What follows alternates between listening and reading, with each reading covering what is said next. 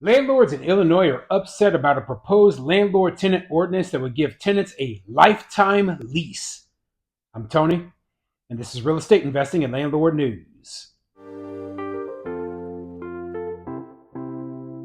All right, so I have an interesting article for you today, and it's going over a topic that I have covered before, but it's been a while, okay? And it's talking about a proposed landlord tenant ordinance in Evanston, Illinois. Now, for those who don't know, Evanston is actually a Chicago suburb, and it's very, very left leaning, very anti landlord. And they're proposing eviction protections for tenants that basically would allow tenants to have no fear whatsoever of being evicted by a landlord for any reason. Takes away landlords' property rights. It's the kind of stuff that you see in places like California or on the East Coast, right? And you don't normally see this in the Midwest.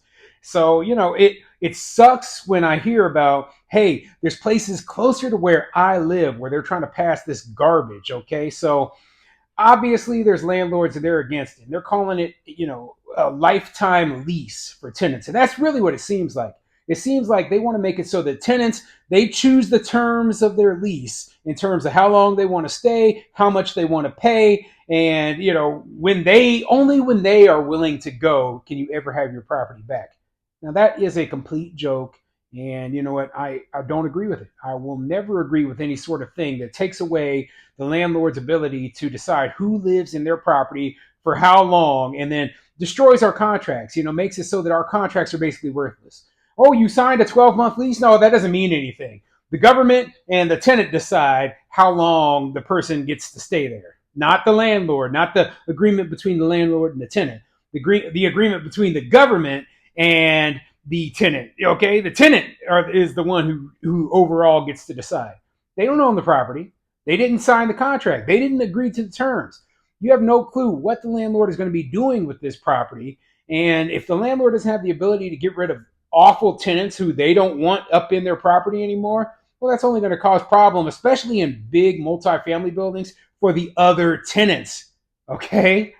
So before I get into the article, go ahead, hit the like and subscribe button, maybe leave a comment down below and let me know what you think. So what do you think of places that are trying to make it basically impossible for landlords to evict tenants? Do you think this is a good idea?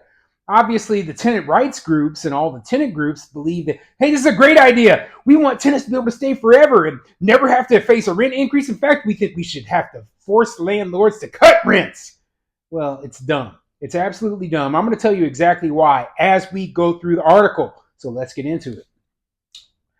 This article is coming from evanstonnow.com, and it says, landlords fight lifetime lease scheme. And yeah, that's really what it is. It's a scheme. It's a scheme by tenants to try to be able to get something for nothing. And as you know, there's no such thing as a free lunch. Okay, so let's get into it.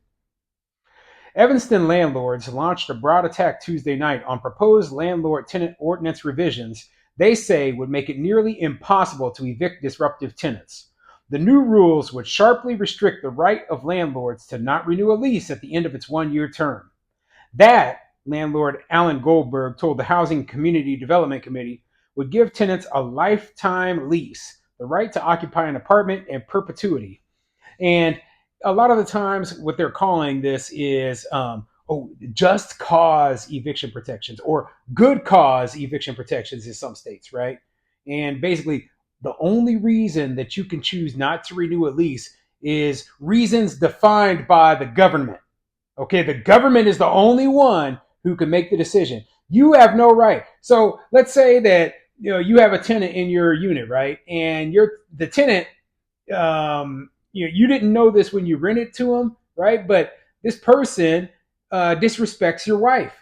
Okay, you're the landlord, and he disrespected your wife. He looked at her funny and treats her like garbage, and your wife and this tenant just do not get along. So you're like, well, I don't want to renew the lease on this person who is going to continue to disrespect my wife, who is part owner of this property. Well, too bad. That's not a good enough reason according to the government. You have to deal with this bad tenant. You have to have a customer who doesn't respect you, who doesn't respect your family and the way you operate your business, and you have to serve them. Why? Because the government is forcing you to do so. And that, I know that that's a silly example, right? But there's all sorts of reasons why maybe you don't want this tenant to stay. Maybe you're saying to yourself, okay, I want to rent out this place for 1 year and then I want to sell it because I just want to buy more real estate. Is that a good enough reason? In some places it's not. Okay, they decide if you can or cannot sell the property.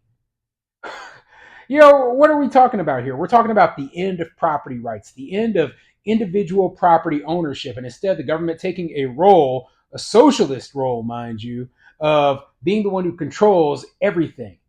They decide the winners and the losers. They decide how much money you can make or not make. Okay, and socialism, it's a losing policy because eventually you're going to run out of other people's money to spend. What does that mean in terms of being a landlord? That means that there's going to be people and they're going to say, hey, I'm not going to be a landlord because the government's going to take all of my money away and then give it to these renters, okay? And if that's the only option, well, people would rather just say, hey, I'm not going to invest in real estate. I'm not going to be a landlord. I'm not going to offer places up to rent because the government will just take my money away and then give it away.